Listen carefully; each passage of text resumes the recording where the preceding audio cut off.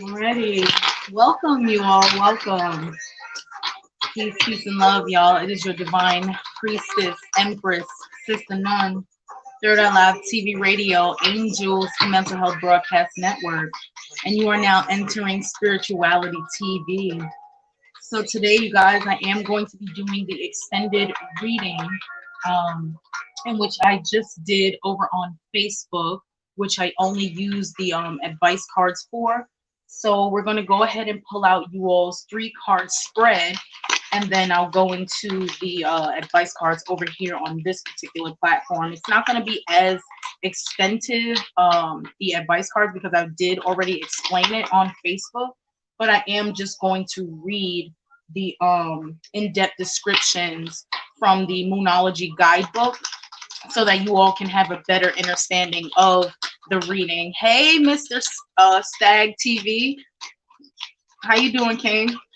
Al Clark, welcome. Thank you so much for joining me over here on my YouTube channel. I do appreciate you. Make sure you hit that subscribe button, that like button, and definitely share the video. I do appreciate your energy.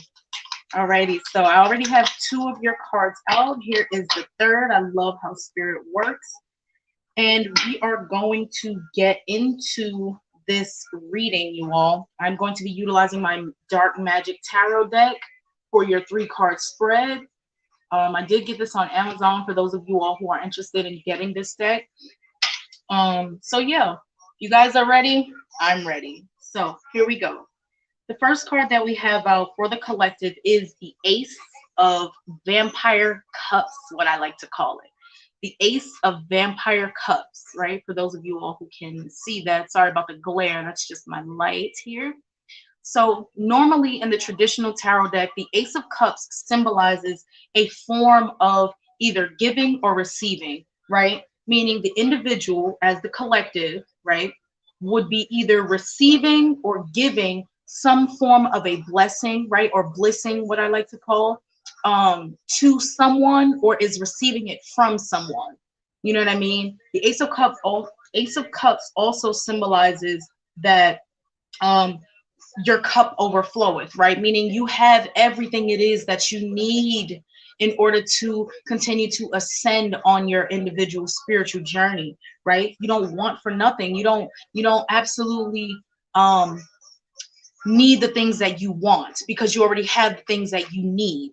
You know what I mean? So, but in this particular tarot deck, my Dark Magic Gothic tarot deck, the Ace of Vampire Cups, to me, not only does it have that particular similarity to the traditional Ace of Cups, but to me, I also feel like this card definitely represents like you're on top of your fucking game, meaning you are highly confident. I feel like that's what these vampire teeth here symbolize. I know a lot of people would normally feel like it symbolizes like, oh, you're just like this incubus or succubus type of energy and you want to, you know, drain people or something of the sort. But no, when I actually feel like for the collective, this is symbolizing that you are basically working your fucking magic alongside spirit while creating a path for yourself, right? Truly actually going after your goals, manifesting your world the way that you see fit. So this to me just symbolizes that you are, as a collective, in a mental space of hunger, right? It's better to be hungry for your goals than to be thirsty for them. You know what I mean? So I definitely feel like the collective, as far as their manifestations goes, or our manifestation goes, we are definitely hungry for accomplishing them, reaching them, and continuing to ascend. The Ace of Cups. Next, we have the beautiful World card, y'all. The absolutely stunning World card, right?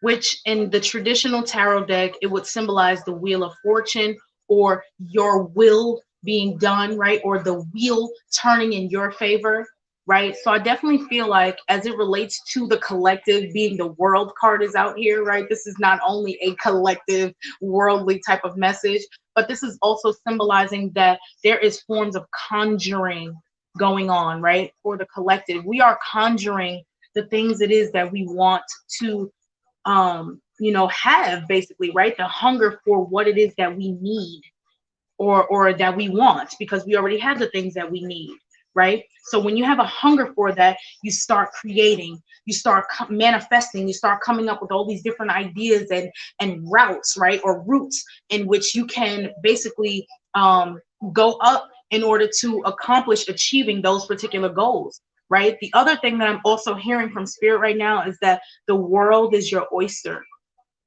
The world is in your hands, right? Meaning your individual world as the collective, it's in your hands. So however it is that you shape this particular manifestation or your world, essentially, it's exactly what it's going to create itself to be, because you are the magician, you are the priestess, you are the witch doctor. That's all you, right? Can you see how her hands are all in and on the crystal ball like type of world? That's because she is manipulating certain things in her universe to be a certain kind of way so that it flows effortlessly toward her accomplishing her goals or adding to her purpose, right? Everything has a purpose, even the negative connotations on things in our individual universes.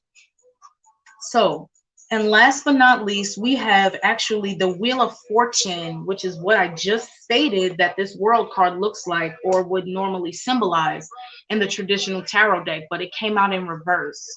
So I definitely feel like with the Wheel of Fortune coming out in reverse, being that it is a goddess here that is looking in the mirror, right? She's looking at her reflection, trying to see her true inner self. I feel like for the collective, some of you out there might be actually viewing yourselves in improper or in an outside in type of perspective. You know what I mean? You're not actually trying to view your true self for what you truly need. You know what I mean? It's almost like you're looking into the mirror, you're trying to see, the best versions of yourself. And sometimes this might actually occur, because I know I experience this a lot too. When you want to be the best version of yourself, right?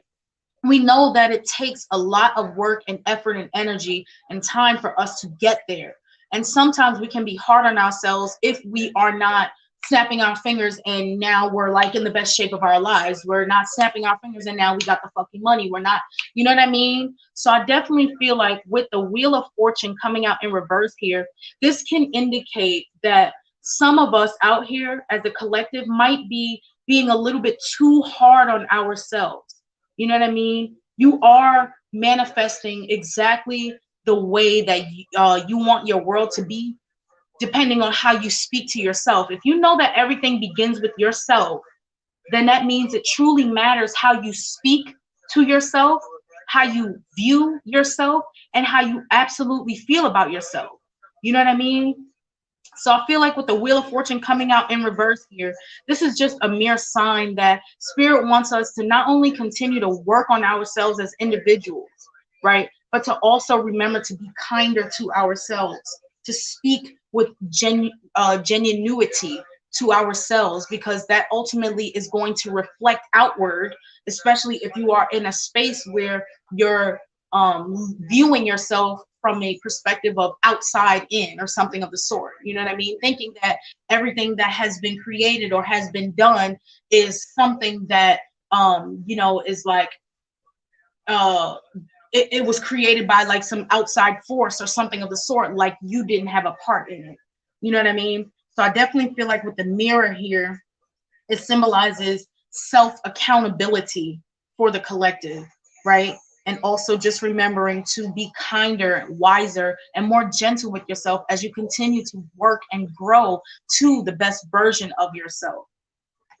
So now let's get into the advice cards for the collective over here on my YouTube platform, which is New Moon in Pisces, meditate and contemplate. Oops, I got the wrong page, y'all. Hold on one second. Because we actually have out two advice cards for the collective. Here we go. Meditate and contemplate. New Moon in Pisces. This card speaks of dreams and romance, of soulmates and poetry. It suggests there's a new start coming your way that's connected to a matter that leaves you feeling somewhere between having your head in the clouds and being in a totally altered state. There could be confusion, excuse me, y'all, and disappointment if that's what you've had before and that's what you're expecting.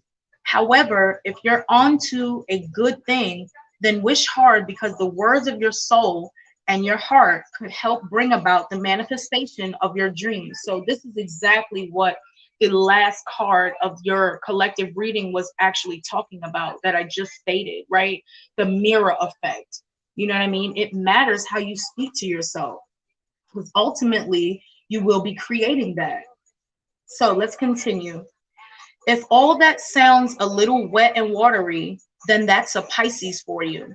This is the last sign of the zodiac, and the new moon in Pisces um, card can suggest a last ditch chance to make your dreams come true. Attune to the moon. Use your feelings to guide your way. Logic won't work right now. I totally disagree with that part because you need the intuitive, instinctive natures as well as the logistical or logical aspects of your entire being in order to make a sound decision. So let's continue. Additional meanings for this card. Face your fears. They may be holding you back. This situation is being healed. It's time to surrender to the divine. Chant Om Namo Narani Nayana. Hold on, y'all. Let me get this right. Naya Nara Nara, all right, Yani, Nayani or some shit, all right, which is Yoni. Yani is Yoni, Yoni, Yani, Kiani, which is my name, by the way, right? Is Yoni. So basically, I feel like this particular chant or this meditative state is or what's it called? Mantra, right? The mantra, the matra, right? Is paying homage to the womb, to the mother, goddess, deity, or creator force energy in which created us all. Avoid being deceptive or willingly deceived. And last but not least, we have the teaching. Pisces is the sun of reveries and mysteries, or depths of emotion, idealism, and hopeless romantics. It is the sign of water and the unconscious. Its energy is deep and like watery depths. The new moon in Pisces indicates a time to listen to your feelings and to allow your emotions to reign free or free reign. Whatever you're feeling as you pull this card is more likely than the truth, unless you've been kidding yourself somehow, and only you know if that's the case or not. Meditate and contemplate. New moon in Pisces. And the final advice card that we have for the collective is full moon in Aries, which is a fiery climax approaches. It's time to see if you've been a little bit too much me. There's a tug of war going on between what you want and what someone else wants. But you'll have to wait a little while to see what's going to happen next. As you wait, ask yourself if you've been handling the situation as sensitively as you could have done. If you know deep down that you've been a little rash or harsh, gone too fast, or overstepped the mark, then accept that on some level you've created this situation for yourself, which means you can create your way out of it too. When this card comes up, a peak is coming and it could be fiery. Attune to the moon. Be nice, be kind, smile, and be polite as you navigate to where you want to be. I just said that throughout the reading. Let's continue. Additional meanings for this card. Being assertive is good. Just don't ride roughshod over anyone, right? Which just simply means don't overstep anyone's personal boundaries in which they have created for themselves. If you're in a tense situation, meditate your way to peace. Don't be a baby. Sorry, but this could be the issue. You need to have more fun. And last but not least, we have the teaching. The full moon in Aries is a super fiery time when emotions can run very high. On the upside, there's excitement about what may lie ahead, but tempers are likely to flare with rash comments or decisions.